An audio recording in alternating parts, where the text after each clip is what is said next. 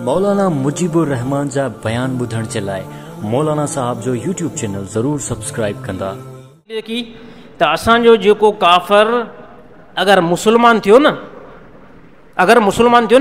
त तव्हां उहो असांखे वापसि कंदव, रिकवर कंदव, असांखे वापसि मोकिलींदव।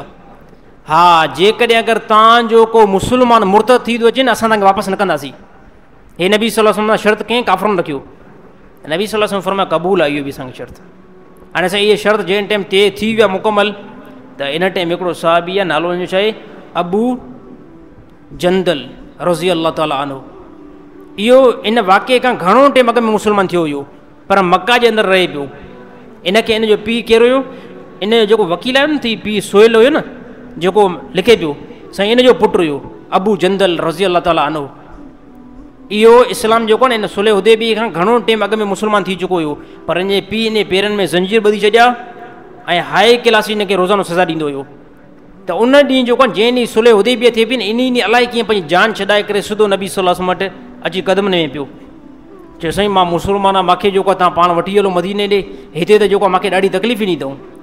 त उनजो पीउ जेको आहे न, जेको वकालत करे पियो काफ़िरनि जी, उन जे पीउ जो न साईं, ए नबी तव्हां सां मुआदो असांजो थियो आहे न, मुआदो कहिड़ो थियो आहे त जेको मुस्लमान थींदो उहो त मुस्लमान खणी न वेंदव, ऐं जेकॾहिं अगरि ईअं नथा कयो त पोइ असांखे शर्त मंज़ूर ई न आहिनि। त नबी सल्लल्लाहु अलैहि वसल्लम अबू जंदल रज़ी अल्लाह ताला अन्हु खे चयो थोरो सब्र कर। चई साईं मां कीअं सब्र कयां, मां मुस्लमान थियो आहियां ऐं हाणे काफ़िरनि वटि मां वञा कीअं। त नबी सल्लल्लाहु अलैहि वसल्लम फरमाया असां तव्हांखे हिन जो फिदियो भला ॾियूं था। सोहेल खे चई, काफ़िर जेको सोहेल हो, नबी सल्लल्लाहु अलैहि वसल्लम हुनखे फरमाया तो तव्हांखे असां हिन जो फिदियो ॾियूं था, पैसा था ॾियूं हिन जा, जेतिरो तव्हां पैसा मुक़ररु कयो, इन जेको साहिबी अबू जंदल रज़ी अल्लाह ताला अन्हु आहे न, इन जे एवज़ में असां तव्हांखे पैसा था ॾियूं। त साईं वकालत करण वारो ख़ुदि जेको हिन जो पीउ हुयो, उनजो केतिरा बि पैसा असांखे ॾींदव, असां पंहिंजो इहो पुटु जेको मुंहिंजो मुस्लमान थियो, इहो असां तव्हांखे वापसि कंदासीं न। त अहिड़ी तरह अबू जंदल रज़ी अल्लाह ताला अन्हु जे जिस्म ते जेको वॾा धक लॻल हुया, निशान, छो त ज़ंजीर में पेर ज़ंजीर सां अटकियल अथई, ऐं काफ़ी टाइम खां वठी करे उनखे जेको आहे काफ़िर निशानो बि बणाइनि पिया। त इस्लाम इहे न पहुतो आहे, इस्लाम वॾो तकलीफ़ सां पहुतो आहे। त हिन जो वाक़ियो जेको आहे अञा अॻिते हलंदो।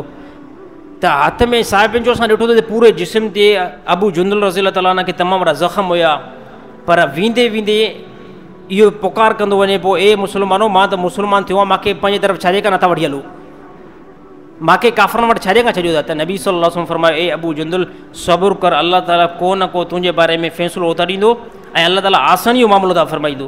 त नबी सल्लल्लाहु अलैहि वसल्लम इहो जेको आहे उनखे वापसि करे छॾियो। शर्त मुकमल तइ थी विया, काफ़िर हलिया विया। हिन साल जेको नबी खे उमिरो बि न करिणो आहे, ऐं जेको मुस्लमान थियो त उहो मुस्लमान मदीने न वेंदो, बल्कि मक्का ॾे वापसि ईंदो। अगरि कोई मुस्लमान मुर्तद थिए थो न, उहो काफ़िरनि जो आहे।